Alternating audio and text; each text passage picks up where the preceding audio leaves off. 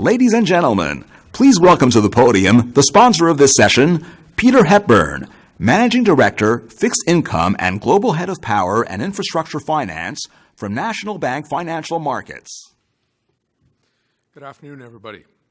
National Bank Financial Markets is pleased to be sponsoring this breakout session, A New View of First Nations Infrastructure. NBF is pleased to have been associated with First Nations financing over the last 8 years, having most recently financed First Nations Finance Authority, their latest $125 million bond issue mentioned by Minister Philpotts this morning.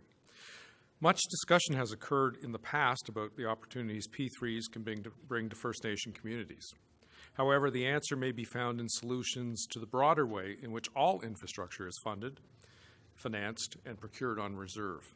Our moderator today for today's session is Clint Davis, Partner and Managing Director, Acasta Capital. Acasta is an ACI, and it is an Indigenous-owned subsidiary of a company, Acasta Capital. ACI partners with Indigenous governments and economic development corporations, works to achieve growth and value creation by assisting in the maximization of their inherent competitive advantage. Prior to the creation of this company, Clint was Vice President of Indigenous Banking at TD. Clint, a Chinook from Labrador, is the Chair of the Board of Directors for the Nunatsiavut Group of Companies, which is the economic arm of the Nunatsiavut government, a self-governing entity that represents the political, social, and economic interests of the Inuit of Labrador. Clint, together with this panel, will discuss concrete solutions on how the government can get smarter at tackling the infrastructure crisis in Indigenous communities. Please join me in welcoming Clint Davis. Thank you so much, Peter, and thank you so much for your sponsorship. And thank you so much for actually saying my community's name right. So that was great, Nunatsiavut. That's fantastic. I always like to use the joke, and I'm sure Manny has heard it about a million times. The gentleman I work with, Greg, actually has heard it at least 5 times.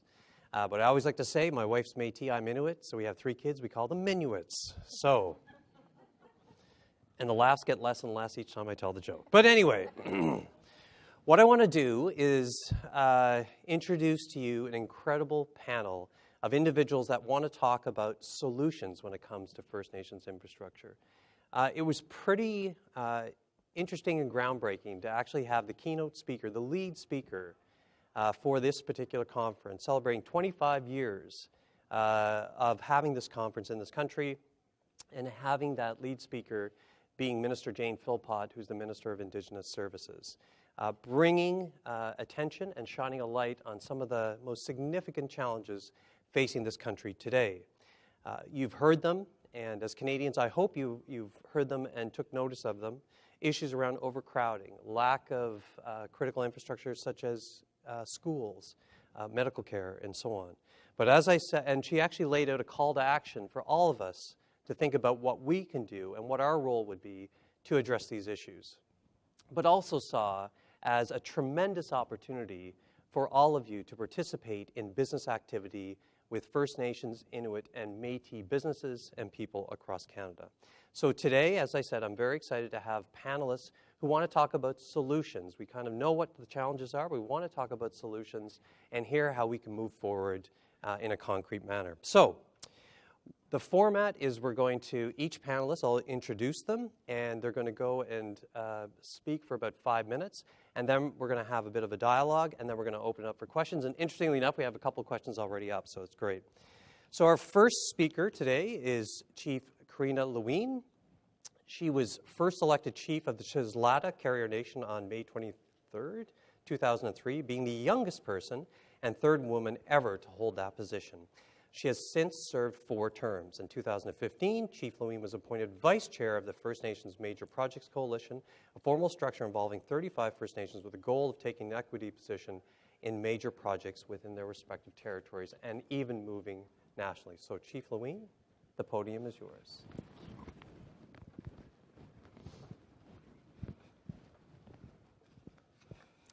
Hari Soanzan. See Chief Corrina Leween from the Chesletta Carrier Nation. And also I'm Vice Chair of the Major Projects Coalition. Before I get into my remarks, I would like to recognize the Mississaugas New Credit for allowing me as a leader from my community in British Columbia to come and do my business on their territory. Masicho and Outza. I speak to the need of First Nations to create sustainable economies by participating in the wealth generated by project development within our territories. It is through the creation of stable economies that we will better be able to realize the delivery of long-term sustainable infrastructure projects. In 2015, my community became part of the Major Projects Coalition with a group of 10 other First Nations in northern British Columbia. Since that time, our coalition has grown to 37 participating communities. The establishment of the coalition was in response for our need to be better positioned to participate in the project impacting our territories. But in order to do this, we recognized that our communities needed a way that we could work together to access the tools needed to make informed decisions concerning our participation in major projects.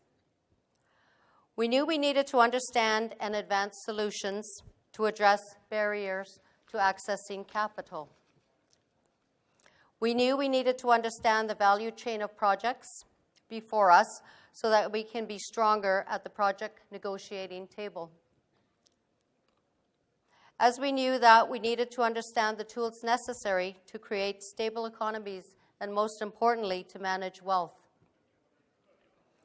If our communities participated in proposed major resource projects, and projects can be completed in an environmentally responsible and sustainable way, then we can generate additional revenue, some of which can be used to provide community infrastructure to our membership. The current infrastructure funding model is not significant to close the gap, and a new and innovative approach was required to raise the standard of infrastructure to a level reasonably comparable with other Canadians. The infrastructure required at my community makes up a long list. Chesletta has developed its own comprehensive community plan with a process to prepare a staged development plan, including costs for infrastructure.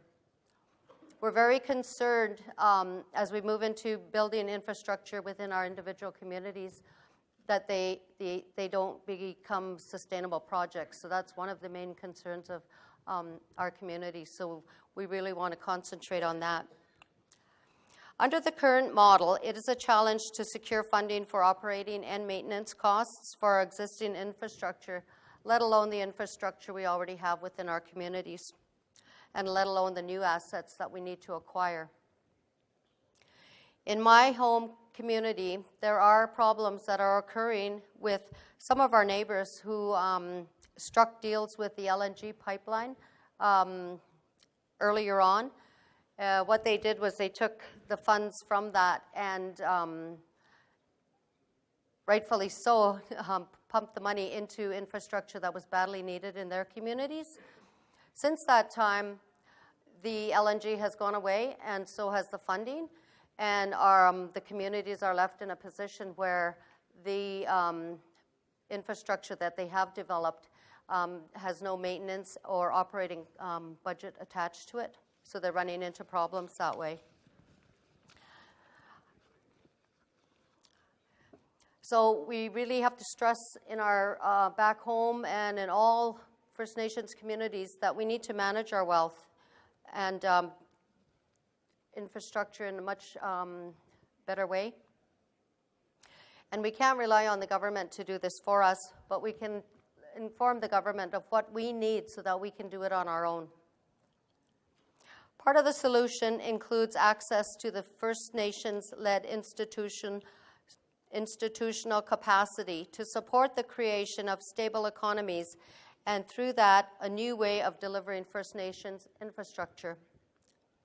We need to be able to use the youth that we generate from our participation in major projects and use a portion of it to plan for our community's infrastructure needs over the short, the medium, and the long term. In my view, there is a role for the First Nations Fiscal Management Act to play in supporting a new way of delivering First Nations infrastructure. There is an opportunity here for the government to utilize existing tools like the Fiscal Management Act, which has proven to work. The direction coming out of the First Nations community-driven initiatives such as the Major Projects Coalition to understand the elements needed for new ways of delivering of First Nations infrastructure and to act on them. There's also a place for the private sector to play a role, particularly in the P3 space of infrastructure or the P3 economic projects that create the economies necessary to foster long-term infrastructure planning and implementation. Government should encourage private sector partnerships where it makes sense as a way of ensuring that the projects remain good value for money by being on time and on budget, with proper risk allocation measures that are in place. The bottom line is, whether it is the advancement of our own economies or the planning and execution of our own infrastructure needs, we can get there provided we have the correct capacity supports. Just before I finish, I would like to recognize the work being done by Minister Jody Wilson-Raybould and Minister Phil Pott and Bennett. Clearly from the minister's speech this morning, they are listening to First Nations infrastructure needs and responding to a First Nations-led vision to deliver infrastructure differently. My community and many others will benefit from this approach. Masicho, awatsa.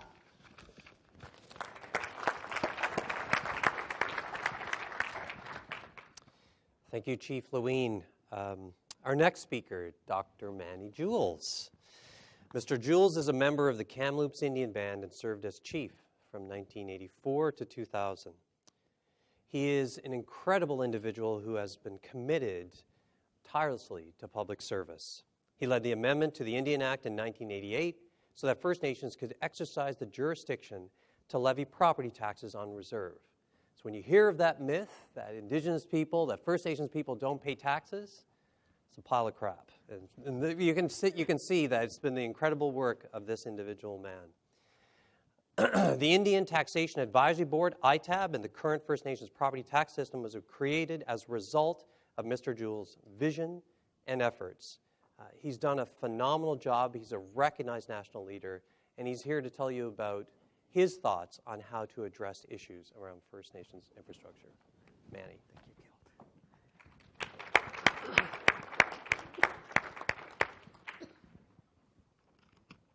I'm glad to see a lot of you wearing poppies. There was a member of my community in Kamloops fought in the Boer War. I had a grandfather fight in World War I. I had an uncle fight in North Africa, Sicily, Italy, France. So that's why the poppy. I really listened with interest this morning to Chief Laforme. And his relative, Maurice Laforme, when he said, we're going to claim the city of Toronto, people literally laughed at him. And ultimately what happened is there was a settlement between the Mississaugas of New Credit and the federal government to compensate their forced removal from downtown Toronto here to Six Nations Reserve. They literally had to take 4,500 acres out of the Six Nations Halderman deed and make a reserve for the Mississaugas of New Credit people. And what Maurice would always tell me when he and his son, Justice Laforme, and myself were chairing the Chiefs Committee on Claims for 3 years traveling the country, said, Manny, you can't eat an elephant whole. It's a bite at a time. So a little while ago, Philippe Couillard, the Premier of Quebec, called into question First Nations' role in Canada.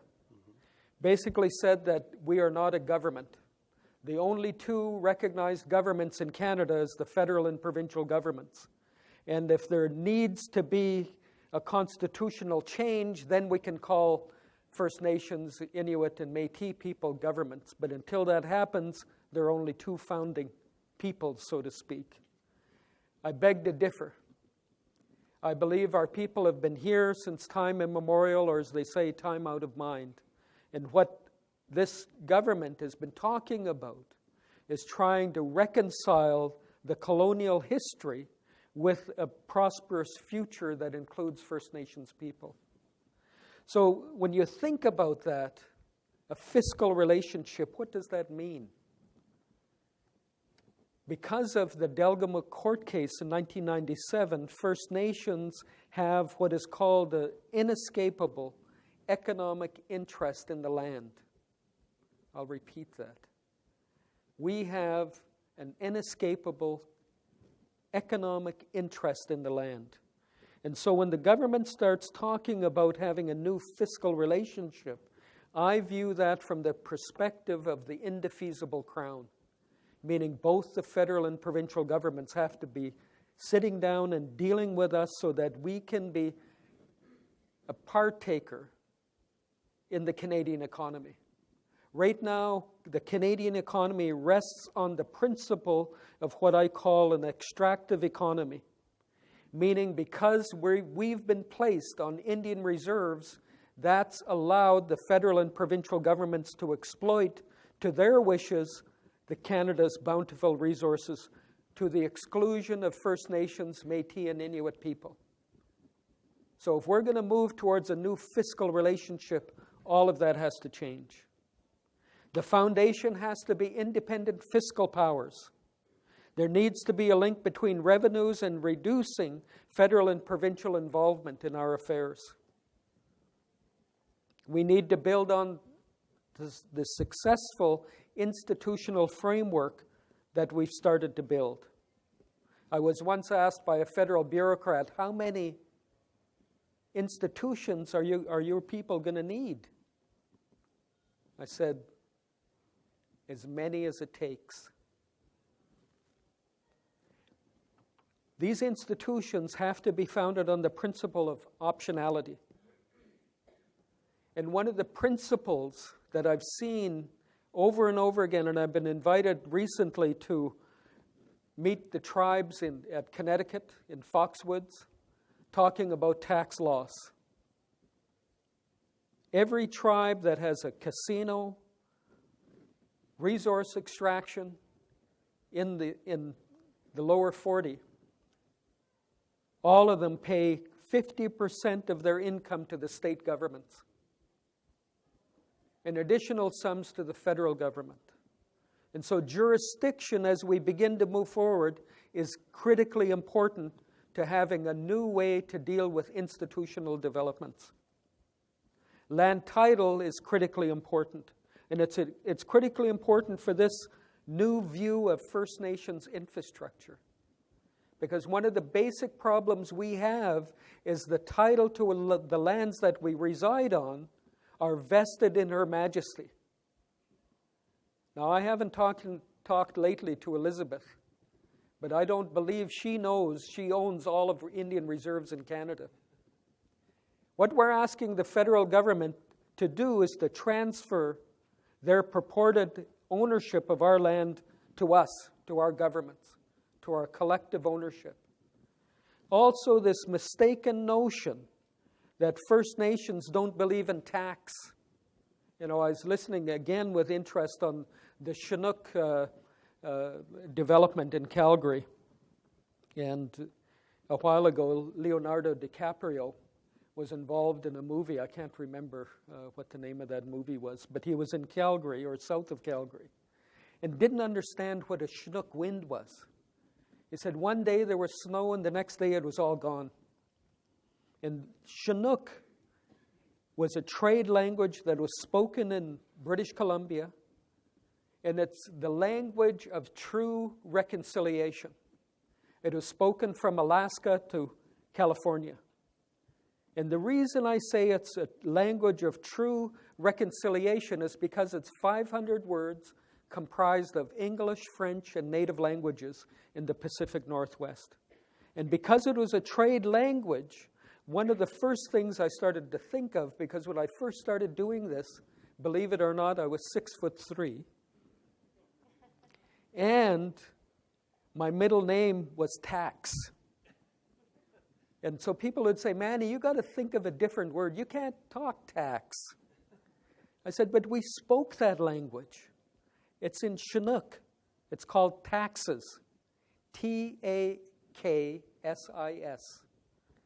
And what we did was we collected tax within our traditional territories to build our own infrastructure. Right around the time when the federal government, from about 1880 to about the 1920s, absolutely outlawed our ability to be able to raise funds on our own, making us completely dependent on the federal government. And so what we're proposing is a legislative way so that we can begin to create our own institutions to meet our own needs. And one of them is a First Nations Infrastructure Institute. And that's what you folks have done. You've been able to work with provinces, work with the federal government, work with private enterprise, pool that capital, and build the kind of infrastructure that is the envy of lots of underdeveloped and developed countries. That's what we want in our communities. The federal government has done an incredible job at building infrastructure within our communities. And the reason I say that is because of all of the boil water advisories, the housing. The AFN just recently stated to us last week that we now need 170,000 homes to be built. A few years ago, it was 80,000 homes. That would take 800 years to catch up to the backlog. Now, if we're talking 170,000 units, we're talking 1,600 years to catch up to the housing backlog on reserves, meaning we will never, ever accomplish that. Not in our lifetime, not in anyone's lifetime. So the way we have to look at these issues is completely different. And it has to be jurisdictional based. It has to be optional so that First Nations will be able to do it on our own. One of the other important areas that we have to look at is Section 87 of the Indian Act, allowing provincial laws to apply on reserve lands. That's how the scoop generation happened. Residential schools happened. All of these social policy issues took place because of laws that we had absolutely no input in developing. That has to fundamentally change. I'm also advocating an Indigenous resource tax so that we can be able to collect resources within our traditional territories so that we can resolve what the chief of Chesletta was talking about. What happened in those communities, because they had no secure land title outside of their reserve lands or indeed on their reserve lands, they've had to depend on companies that come in and have a limited shelf life. What we have to do is pool this on a national basis. It's like Tecumseh had said. Tecumseh, he wanted to form a sovereign Indian nation. And this was at a time when there was about 11 or 13 states that were established. And Tecumseh, as you know, came up here in 1812 and was killed at the Battle of Falling Timber.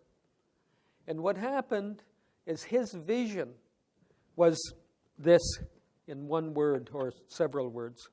A single twig, and I always tell the Indian audiences, First Nation audiences, include arrow if you wish. A single twig or arrow breaks, but a bundle of twigs or arrows is strong. And so we have to begin this process of all of us working together. This isn't a First Nation issue. This is a Canadian issue, and this is also an international issue. The same kinds of situations are happening in tribes in the United States. That's why it was interesting to hear the one individual talk about rural communities. Some of the poorest counties in the United States are on tribal lands. The same holds true for iwis and the South Island of New Zealand, which are reserves. The same kind of situation that happened, even in Australia. So these are things that we can begin to work together on as Indigenous people, but also as governments, and also as private citizens, but also, importantly, as corporate citizens. Because we want to be able to open up our doors, be transparent and accountable to attract your business within our communities, so that we can learn from all of the mistakes that have been done, so that we don't necessarily need to repeat them. But at the same time, we need our own institutions to be able to do it. And what's happened is that we've been legislated out of the economy. And it's time for us to be legislated back into the economy so that we can be as productive as everybody else in this land. And the reason for that unproductive situation is not of our own making. I've never met one Indigenous person that said, I want to spend the rest of my life being really poor.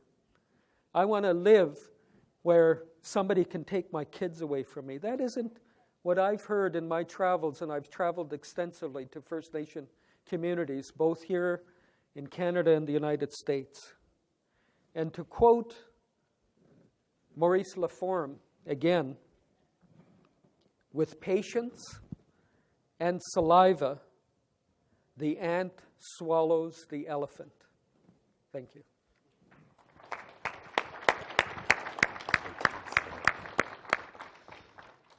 Thank you so much, Manny. Our next speaker, Paul Bergman, is a Senior Vice President with Bird Construction, which has a market cap of over $400 million and is considered a leader in P3s. With a broad range of experience working in institutional, commercial, and industrial sectors in the construction industry, Paul has held numerous roles at Bird throughout the country over the past 18 years. Paul, the podium is yours. Thank you.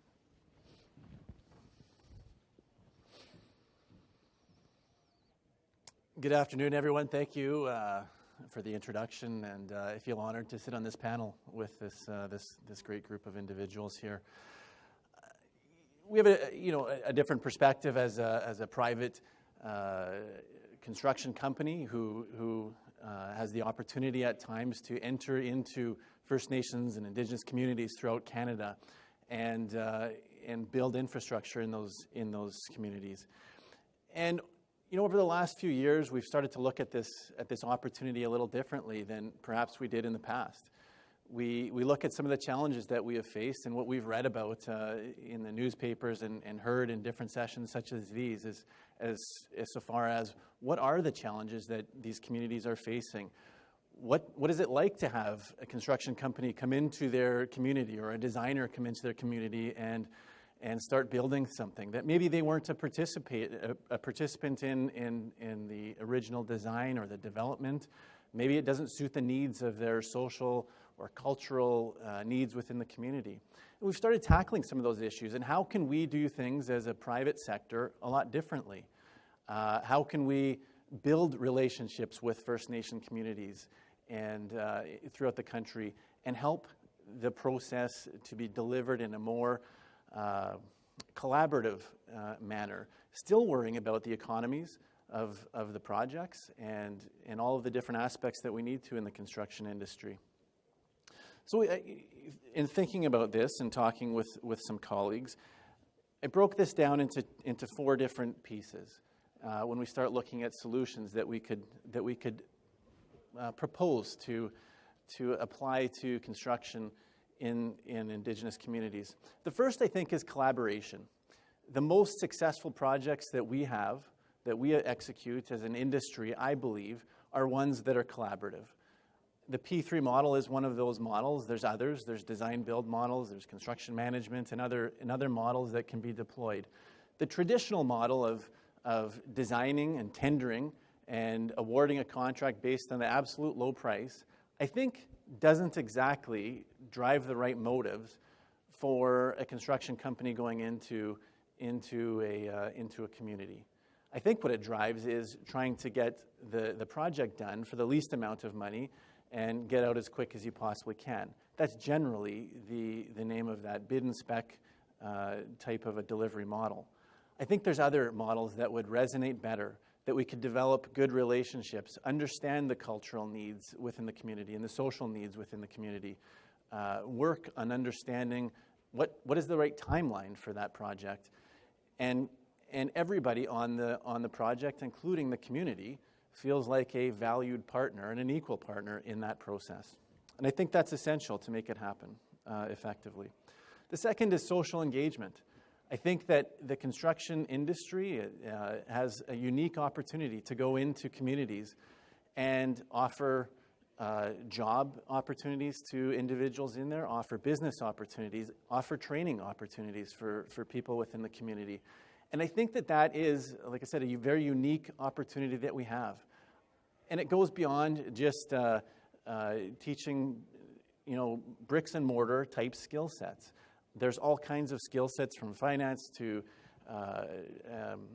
the actual construction trades to other aspects, project coordination and everything else on a construction project. And maybe it goes beyond that. Maybe as an industry we can look at implementing other training needs. The third one that struck me is technology. When we talk about things like boil water orders, is there an opportunity to modularize some of these facilities and send them out into communities and utilize some of the best technology that we've got in the world and distribute this technology throughout the communities across Canada? I think that there is. I think that we could put some of these programs together and send them out into the communities. We can tie, in a bundled type project, we can tie a number of these facilities together remotely through SCADA networks and things like that and monitor them from a centralized facility. We can do training remotely through the wonderful internet and provide remote training to different participants on the operations, the long-term operations side of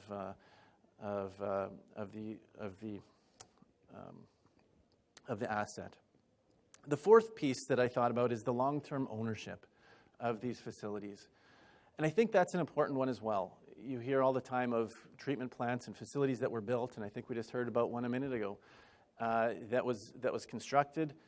The capital cost was there to build the facility, and it got to the end and the money ran out. And all of a sudden we've got an asset that has no long-term operations and maintenance to sustain that over the course of the next 10, 20, 30, 40 years. And I think that that's an opportunity for long-term ownership. And I wonder again, is there an opportunity to look at a model similar to what we deploy on these P3 projects where there's a long-term operations and maintenance piece? Can we, again, partner with the local community and have training and development for the local individuals implemented through that program? And eventually, the private sector maybe backs off a little bit and to the point where ultimately that local community has the training, the resources, and the abilities to run these facilities for the long term. I think all of these things are plausible opportunities for us to explore and look at. We don't have all the solutions, but I think together we can come up with a number of them. Thank you.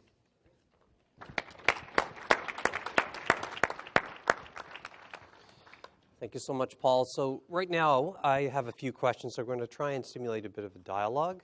One of the things that I heard that was relatively consistent among all three speakers, and I think Manny actually crystallized it perfectly, where he said, to use your quote, which was the quote of someone else, one twig breaks, but a collection of twigs or arrows is actually strong. So collaboration seems to be that common element that exists. Chief Leween, you're vice chair of something that I think is rather unique in this country, and it is the First Nations Major Project Coalition. And it's rare that you see it in other parts of the country, quite frankly, and being Chinook from the north, our development corporations are starting to just have a conversation about seeing how we can work together. Please share your insight as to how that coalition came together and some of the long-term visions that you see for it and how that can really change the conversation about how First Nations infrastructure can be addressed here in this country. I guess starting off from the inception, it was a group of First Nations that went to the Financial Management Board and had asked help to create a coalition that would be able to support them in regards to infrastructure development, accessing capital to purchase a part of a major projects. For instance, at the time it was the gas line. At that time, Senator St. Germain had got on board, and Harold Calla, with a group of other individuals, some of which are in the room today, and created the concept of having the First Nations in the, it was specifically then in the northern area of British Columbia, having those groups of First Nations work together to support each other in a major project. So since that time, like I said, at that time when I joined the coalition, I was approached by the group. I loved the concept of having a database there to provide environmental assessment support, to provide expertise in accessing capital to buy into major projects, as well as some of the, the technical stuff that our small communities like myself, our community at Chesletta is 150 people. So we don't have that resource in our community to provide those databases that we can rely on for information so we can make informed decisions. So since then, like I said, the capacity was developed. We had technical people at our disposal so that we could utilize them for information. And since then, it's grown to, we're at 37 now. But nationally, the word is spreading. So even some of the bands in the Ring of Fire in Ontario here have been contacting our Major Projects Coalition to see if they can come over to BC and sit and listen to what we have, what model have BC developed, and would it work for them here. Manitoba's been another province that has contacted the Major Projects Coalition, as well as Saskatchewan. So the model's there, and right now what we're doing is just developing certain parts of it. So, and as we do that, we're getting more and more of a membership on board. It's a great story, and I think, as you said, it's only going to grow, certainly in success and definitely impact in the country as well. Well, the other one more point on that is it's very rare in our area for First Nations to actually, join together and work together as on a specific project. There's several dynamics there, but we've got a project out our way called the Kenny Dam Water Release Facility project that we're looking at as being one of the major projects in our area. And so far, we've got 4 First Nations community willing to work together. So in Indian country, that's quite a feat for us. As a First Nations leader, we sit and work together. So that's in its own, it's quite a success story from a First Nation leader point of view. Absolutely. Manny, you've had obviously a profound impact and experience in developing critical institutions to essentially improve the footing of First Nations governments in the country. Tell us a bit more and give us a little more sort of detail on your vision around the First Nations Infrastructure Institute, and how do you see that this concept will actually start to resonate with First Nations communities across the country? Well, we've been traveling and meeting with a lot of groups, First Nations groups right across the country lately, and what resonates with the communities basically is they're tired of hiving off a little bit of the resources that they've got. What they're finding is that you get a bigger bang for the buck working together. And how I learned that was through practical experience. When I first started to do this, as I was telling the story earlier on over lunch, we anticipated that we would have 7 communities work on tax issues. And now we've got over 230 communities. It's generated over $1 billion in revenue, and induced revenue an additional $1 billion. The FNFA, the First Nations Finance Authority, we've now got about $800 million in bonds and debentures. We've got over about 95,000 laws that are promulgated through the First Nations Gazette. And when I met with the tribes in the United States, they were saying, how did you do that nationally? We can't even do that tribally, you know. And the reason is because we are not, you know, hampered in the same way the tribes in the United States are. They have this notion of being domestic sovereign nations. And so the impetus for them to work together is not as strong as us. And it's a lot of times it's apples and oranges. Because a lot of our communities are small, it's better for us to pool our resources, pool our talents, and be able to work together. And so when we start looking at constructing from the ground up an infrastructure institute, actually this conference was critically important. So when I was here about 3 years ago or so, I met with Daniel Cardenas from the United States. We realized that we had some synergy because he was working with unorganized tribes, basically the smaller tribes. And what happened is that I started to look around and realized nobody else is doing this. And that if we're going to accomplish what I feel we can, which is building institutions and infrastructure that meet our needs as opposed to somebody else's, we have to be in the driver's seat. And the first thing that I learned a long time ago was from my dad. Well, two things. He said, Manny, we have to move at the speed of business. Yeah. So we can't be just, you know, hoping that somebody will make the decision for us. We literally have to be able to move at the speed of business. And everybody in this room knows that speed has gone up 1,000-fold. And then the second thing he talked to me about was philosophy. And what we've got with the 230 communities working with us is a very similar philosophical approach. That we've reached the end of the fiduciary rope. We can no longer depend on the federal government to provide the kinds of services that meet our community's needs. And the only people that can change that is ourselves.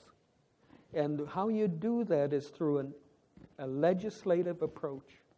So we're approaching the federal government to pass federal legislation that would enable us to create an infrastructure institute. And once we've reached that threshold, then we can look at things like, and we've trained through the Tulo Institute on Indigenous Economics, about 250 people that have come through our program. And what we're able to do then is centralize, to a large degree, training. So you've got national training so that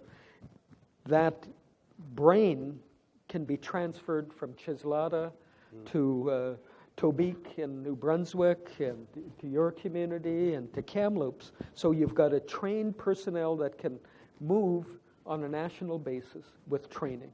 So when you look at infrastructure needs, training is critically important to have people trained, but you also have to look at engineers. You know, where are our First Nation and Métis and Inuit engineers going to be trained? Well, the best facility right now is in Thunder Bay, you know, and so you have to look around and start planning for that future now.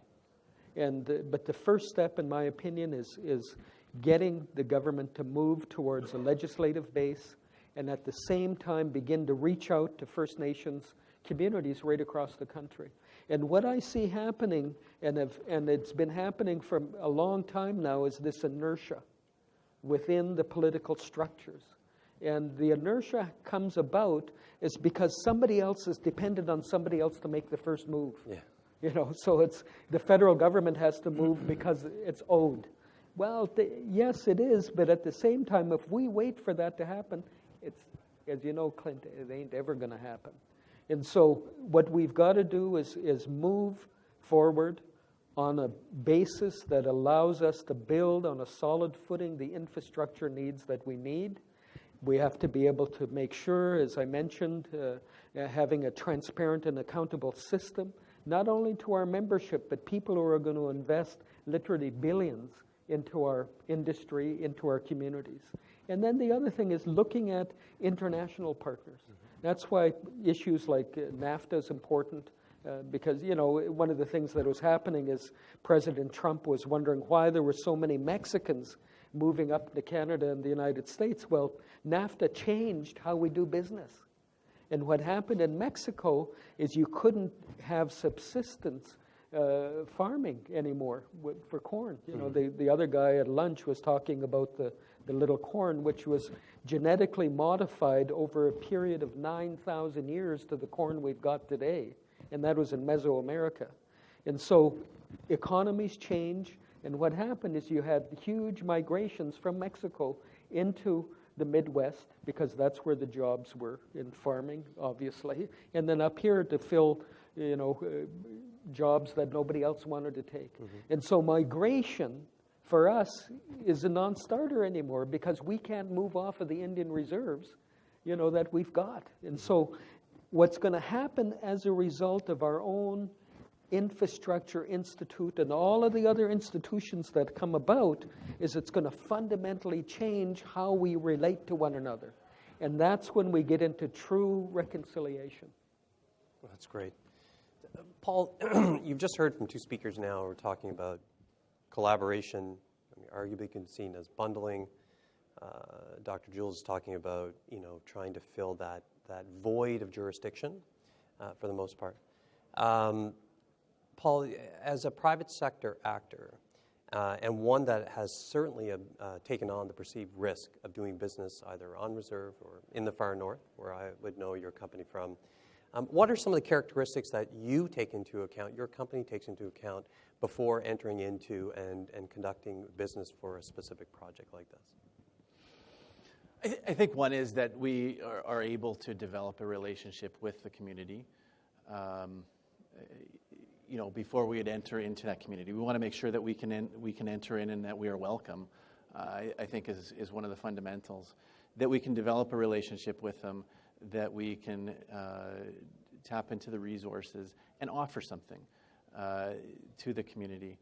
We've recently worked with a group called Running Deer Resources, and they deploy a program called Working Warriors, and through that program, we're able to go into communities and create a database of both workers, eligible workers within that community, or workers that are willing to work, and businesses.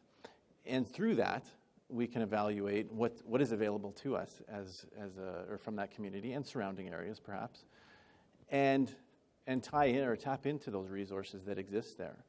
And I think it makes us look at things a little differently. Some of the subcontractors that would exist in a far north community might not have the entire resources available to do the entire scope of work for the project. But can we partner them up with some of the other subcontractors that will come from urban centers to accomplish some of those things?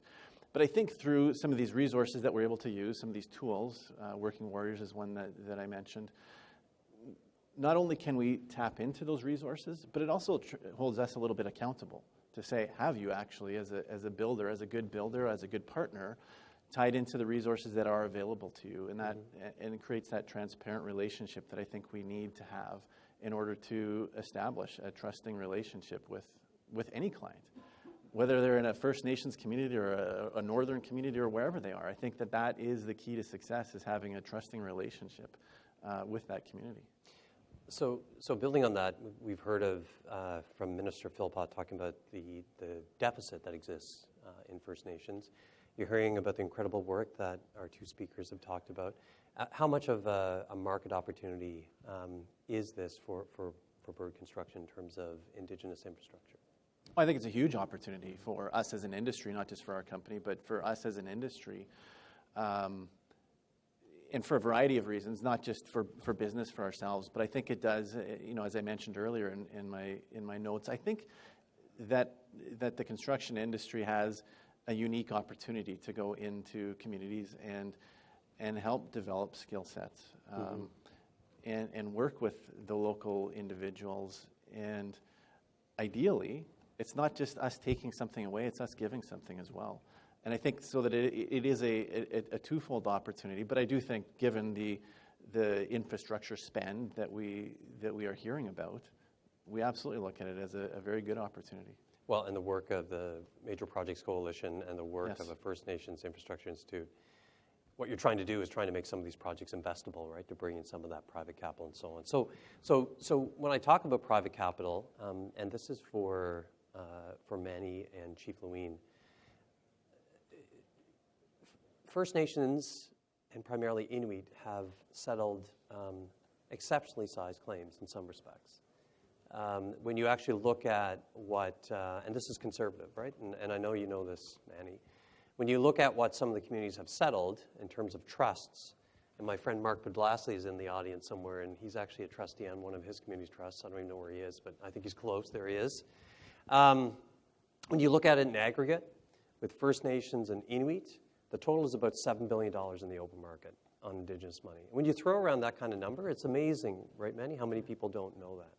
So you actually have a significant amount of capital, yet at the same time, very few of those trusts are actually looking at alternative investments, such as infrastructure.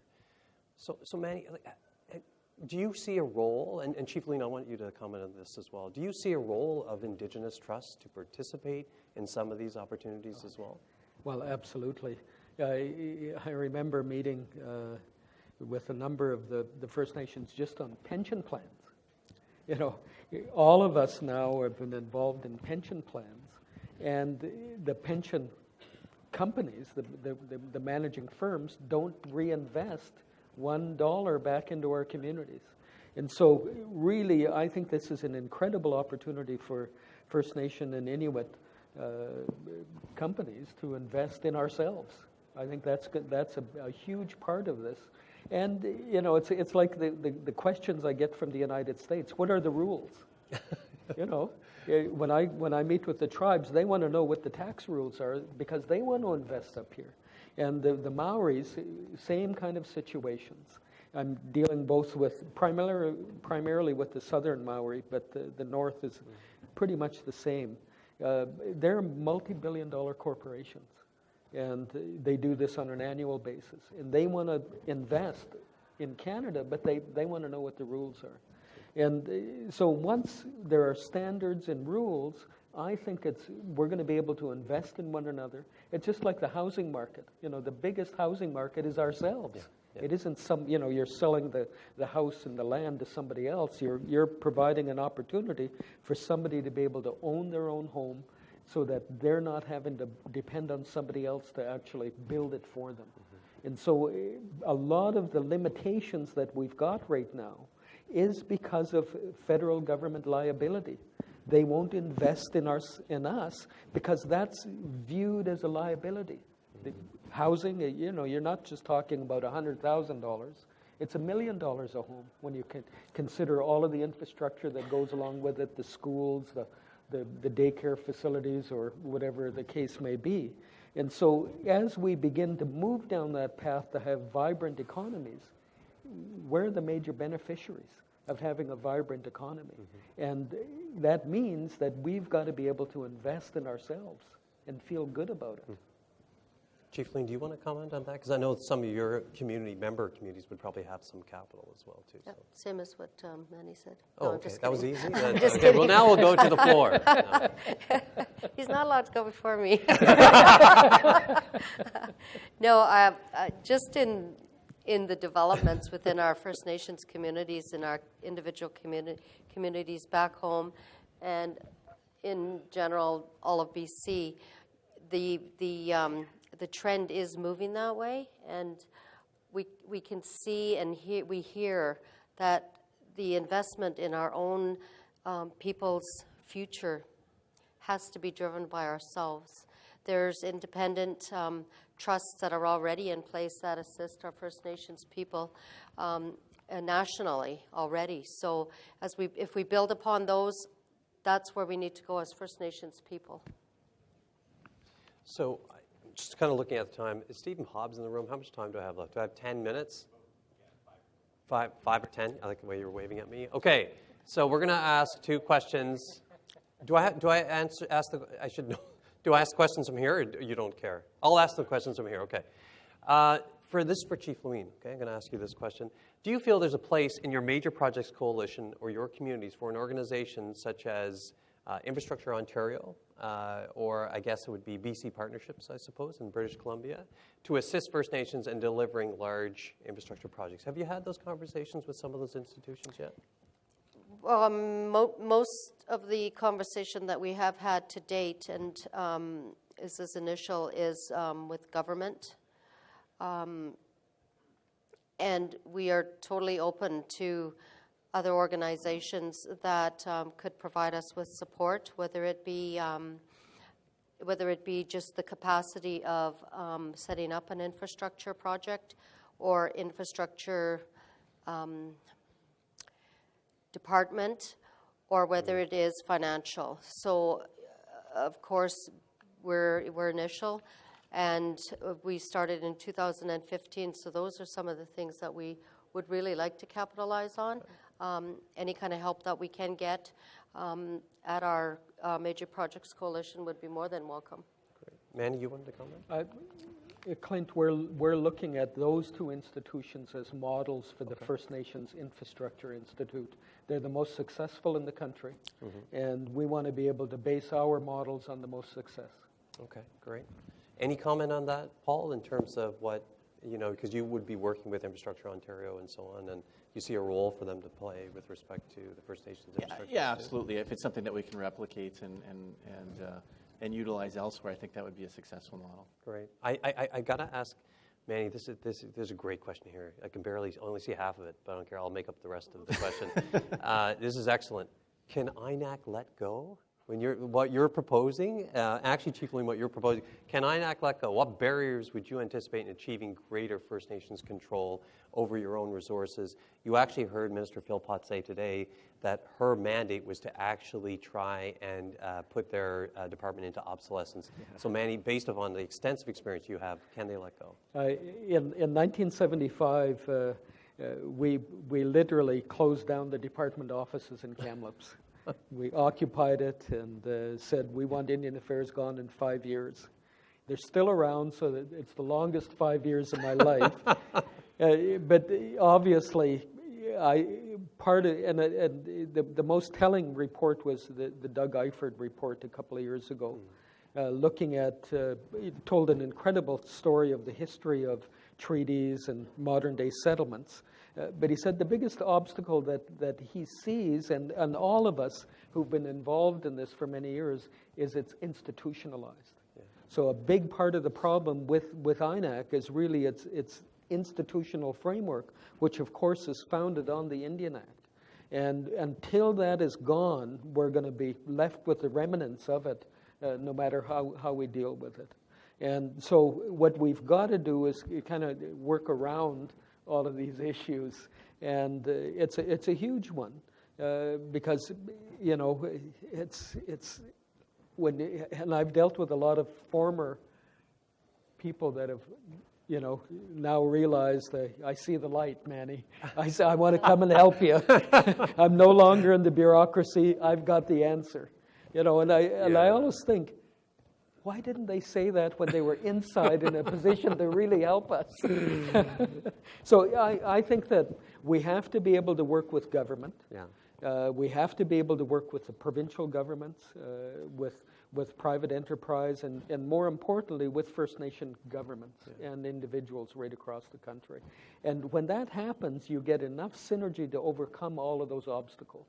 And at the end of the day, it's ideas that win the day, and innovation. And what we're proposing really is what is called constructive, creative constructive. Yeah. We want to destroy all of that stuff, but we want to do it in a way that doesn't create a legislative or a political void. Absolutely. Chief Leween, you have the last word. Can INAC let go based upon your experience as well? Well, I truly believe it's going to be difficult for INAC to let go of so many years of administering to the First Nations people. But at the same time, like Manny said, It's up to us to create those creative solutions to what has happened, but also to come forward with the solutions that we need as First Nations people to govern ourselves, many of which we've been doing for centuries. But now we have this opportunity that is presenting itself, and it's such a timely era right now for us as First Nations people to take hold of this new shift and to do with it the best for our communities back home. We start from there, and if everybody is back on board doing that, then as First Nations people will rise to the occasion. So with that, I do want to say thank you so much for C2P3 for hosting another session on Indigenous infrastructure. I think this is the second one I participated in over the last 3 to 4 years. And it was great actually having the conversation started dealing with Indigenous infrastructure issues with Minister Philpott today. In this era of reconciliation, it's absolutely critical for all Canadians to think about what they can do either in their own private lives or professionally to see what we can do to build a greater country. So with that, can we please give our panel a round of applause?